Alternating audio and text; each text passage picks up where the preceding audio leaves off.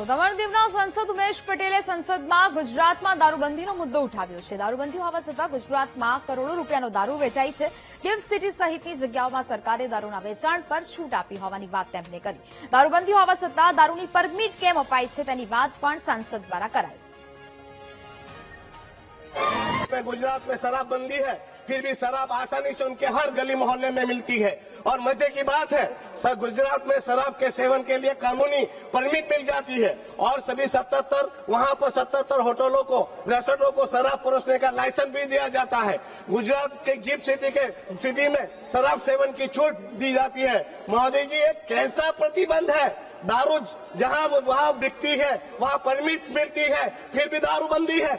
आज ये शराब के रेवेन्यू का 25 से 30 हजार करोड़ का काला कारोबार फल फूट रहा है गुजरात में। इससे अच्छा कि गुजरात की नियंत्रित बिक्री का वैध कर राजस्व लिया जाए। कम से कम वो पैसा बस तंत्र की तिजोरी में जाने के बजाय सरकार की। તો જ પ્રકારે હવે દારૂબંધીનો મુદ્દો છે તે સંસદમાં ઉઠાવવામાં આવ્યો છે। દમણ દીવના સાંસદ ઉમેશ પટેલે સંસદમાં દારૂબંધીનો આ મુદ્દો ઉઠાવ્યો છે। દારૂબંધી હોવા છતાં ગુજરાતમાં કરોડો રૂપિયાનો દારૂ વેચાતો હોવાની તેમણે વાત કરી। ગિફ્ટ સિટી સહિતની જગ્યાઓમાં સરકારે દારૂના વેચાણ પર છૂટછાટ આપી છે। દારૂબંધી હોવા છતાં દારૂની પરમિટ કેમ આપવામાં આવે છે તેવો સવાલ તેમણે સંસદમાં ઉઠાવ્યો છે। સાંસદ ઉમેશ પટેલે સંસદમાં અનેક પ્રકારના કટાક્ષ પણ કર્યા હતા। દારૂબંધી ગુજરાતમાં છે તેમ છતાં પણ ગિફ્ટ સિટીમાં કેમ તેની પરમિટ આપવામાં આવી તેવો સવાલ પણ ઉદ્ભવ્યો છે। કોંગ્રેસ પ્રવક્તા મનીષ દોશી ફોન લાઈન પર જોડાયા છે। મનીષભાઈ, સ્વાગત છે વીટીવી ન્યૂઝમાં। ફરી એક વખત સંસદમાં દારૂબંધીનો મુદ્દો ગુંજ્યો છે, શું પ્રતિક્રિયા? આપણા સૌના માટે ચિંતાજનક એવી મુદ્દો સંસદના પટલ ઉપરથી ઉઠે એ ગુજરાત ગાંધી સદાના ગુજરાત માટે ચિંતાનો ને ભાજપના સત્તા ધારકો માટે આ સૌથી શરમજનક હોવું જોઈએ।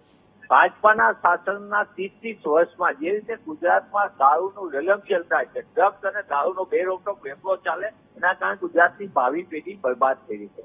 ગુજરાતના 18,000 ગામોમાં એવું એક પણ ગામ જ્યાં દારૂ ન મળતો। ગુજરાતમાં દૂધના ટેન્કરથી ઓળખાતું ગુજરાત એ આજે દારૂના કન્ટેનરો બેરોકટોક વેપલો કરી રહ્યા છે। આ ગુજરાત માટે ચિંતાનો ત્યારે સાંસદશ્રીએ સંસદના પટલ ઉપર જે વાત કરી છે એમાં એક વાત બહુ ગંભીર અને ચિંતાજનક છે કે 25,000 કરોડનો હપ્તા એટલે કે ગામથી લઈને ગાંધીનગર ને શહેરથી લઈને સચિવાલય સુધી જે હપ્તા રાજ ચાલે એના કારણે ગુજરાતમાં જે ખેલ થાય છે, ગેરકાનૂની પ્રવૃત્તિ થાય છે, અસામાજિક તત્વો ખુલ્લા પડ્યા, એ પણ ગુજરાત માટે ચિંતાનો વિષય છે। આપણી બેન દીકરીઓ નાની ઉંમરમાં વિધવા થાય, અનેકના પરિવારો બરબાદ થાય એવા વ્યસનના આગના કારણે ગુજરાતના શાસકોએ જાગી જવાનો સમય છે। કોંગ્રેસ પક્ષ લાંબા સમયથી ગુજરાતને નશામુક્ત ગુજરાત કરવા એટલે દારૂ અને ડ્રગ્સના વેપલા ઉપર રોક લગાવવા માટે સરકાર સામે જનતાને સાથે રાખીને લડી રહ્યું છે। અમારી મહિલા કોંગ્રેસ જનતા રેડ કરી રહી છે। એના સિવાય હમણાં તાજેતરમાં નશામુક્ત કેમ્પસ માટે રેલી કરી। એટલે આ સમગ્ર બાબતને લઈને શાસકો, ડબલ એન્જિનની સરકાર, કેન્દ્રમાં મોદી સરકાર, ગુજરાતમાં 30 વર્ષથી ભાજપની સરકાર, અને એમને શરમ હોય તો ગાંધી સદાના ગુજરાતમાં નશાબંધીના કાયદાનો કડક અમલ કરાવે અને ગુજરાતની ભાવિ પેઢીને બચાવે। બિલકુલ મનીષભાઈ, વીટીવી ન્યૂઝ સાથે વાતચીત કરી તે બદલ આભાર। સાંસદ ઉમેશ પટેલે હવે સંસદમાં કટાક્ષ કર્યો છે ને ગુજરાતમાં દારૂબંધી હોવા છતાં કરોડો રૂપિયાનો દારૂ વેચાતો હોવાની અને ગુજરાતમાં ઘૂસતો હોવાની તેમણે વાત કરી છે।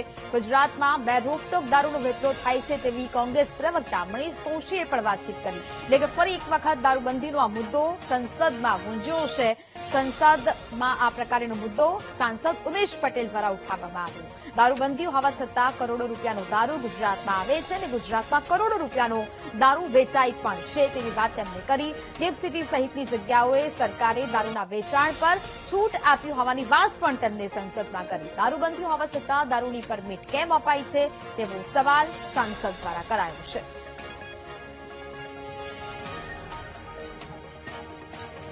જ પ્રકારે કોંગ્રેસ પ્રવક્તા મનીષ દોશી સાથે પણ આ મામલે વાતચીત કરવામાં આવી ત્યારે તેમણે પણ આ જ પ્રકારની વાતચીત કરી છે। તો ભાજપ નેતા યજ્ઞેશ દવે ફોન લાઈન પર જોડાયા છે।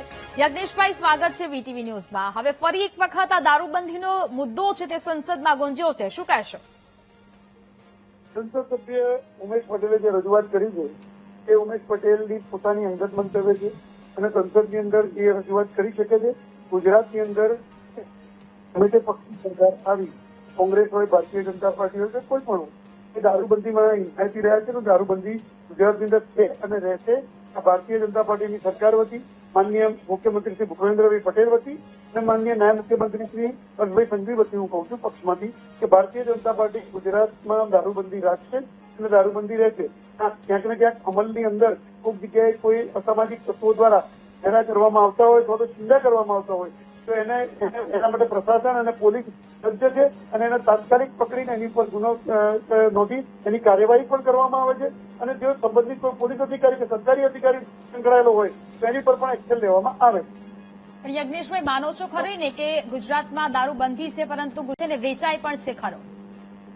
ગુજરાતની અંદર 1 કરોડો રૂપિયાનો દારૂની એ જો રજૂઆત કરતા હોય કે આંકડા આપતા હોય એ ઉમેશ પટેલને ખબર, કારણ કે એ કઈ રીતે આંકડા આપી રહ્યા છે અને શું કરી રહ્યા છે એ ભારતીય જનતા પાર્ટીને આમાં કોઈ સંમત નથી એની વાતમાં. બીજું કે ગુજરાતમાં દારૂબંધી કડક અમલમાં છે પણ છતાં પણ ક્યાંક ને ક્યાંક મેં કહ્યું એ પ્રમાણે કોઈ જગ્યાએ છેડા થતા હોય કે છેડા થતા હોય એ ગમે તે થતું હોય પણ એના માટે પોલીસ અને પ્રશાસન પગલા લે છે અને એ લોકોની ધરપકડ પણ કરે છે અને ગુજરાતની અંદર જો કરોડો રૂપિયાનો દારૂ ગુજરાત પોલીસે પકડ્યો છે અને ગુજરાત પોલીસે આ દારૂને લોકો સુધી પહોંચતો પણ અટકાવ્યો છે અને આ ઝેરને સામાન્ય ઘરને થતું પણ અટકાવ્યું. બિલકુલ યજ્ઞેશભાઈ, વાતચીત કરવા બદલ આપનો આભાર.